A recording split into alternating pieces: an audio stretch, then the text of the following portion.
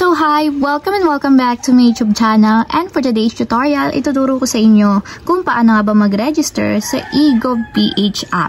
But first, subscribe to my channel and don't forget to hit the subscribe button and the bell to notify you for my new updates. And if you want to learn more, just keep on watching and let's start.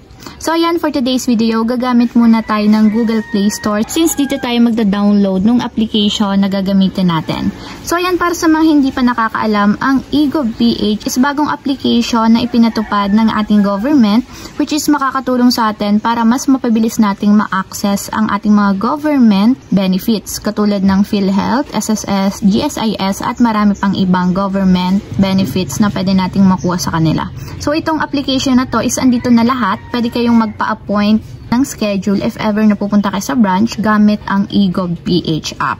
So ayan, dito sa search bar, ang isa-search lang natin dito is eGovPH. So ayan, ganito yung itsura ng application na ida-download natin. So install ko muna siya sa aking mobile phone. And wait lang natin hanggang sa matapos ma-install. Then after ma-install ng eGovPH app, itatap ko na yung open para directly mapunta tayo sa pinakang application. So ayan, tap lang natin yung allow para ma-access ang ating notifications. And then after nandito, since wala pa tayong account sa eGovPH app, itatap natin is sign up.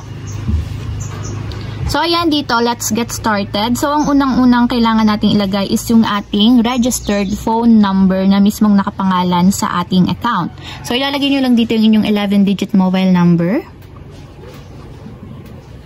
And kung ayaw nyo namang phone number yung i-registered sa inyong application, pwede nyong gamitin is use email instead. So pwede namang email yung ilagay nyo dito. Ang itatap nyo lang is use email instead, yung box na nandito sa side nya. Then after nyong mailagay yung inyong phone number or email, itap na natin yung next. And dito pwede nating enable or disable yung notification. So depende naman sa inyo kung gusto nyong enable or hindi. So tatap ko na dito yung continue. Then, after nyan, may magsasend na OTP code sa ating nilagay na mobile number or email. So, yun yung ilalagay natin dito sa mga blank boxes to make sure na ma-verify yung ating account.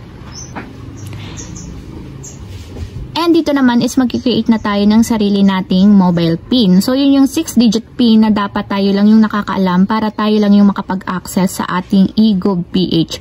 Since ang eGovPH app is confidential and dapat walang ibang maka-access nito kundi kayo lang since ito ay personal information.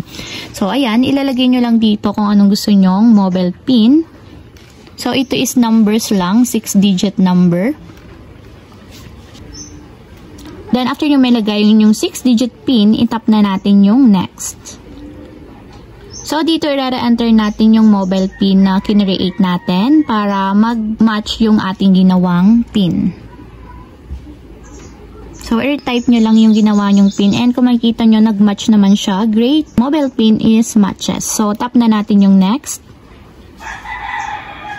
And ayan, kung makikita nyo, nakagawa na tayo ng account natin sa eGovPH. Ayan, ganito yung itsura ng pinakang application or loob ng pinakang application ng eGovPH. So ayan, para maka-full access kayo sa lahat ng eGovPH government services, much better na verified yung account ninyo dito sa eGovPH.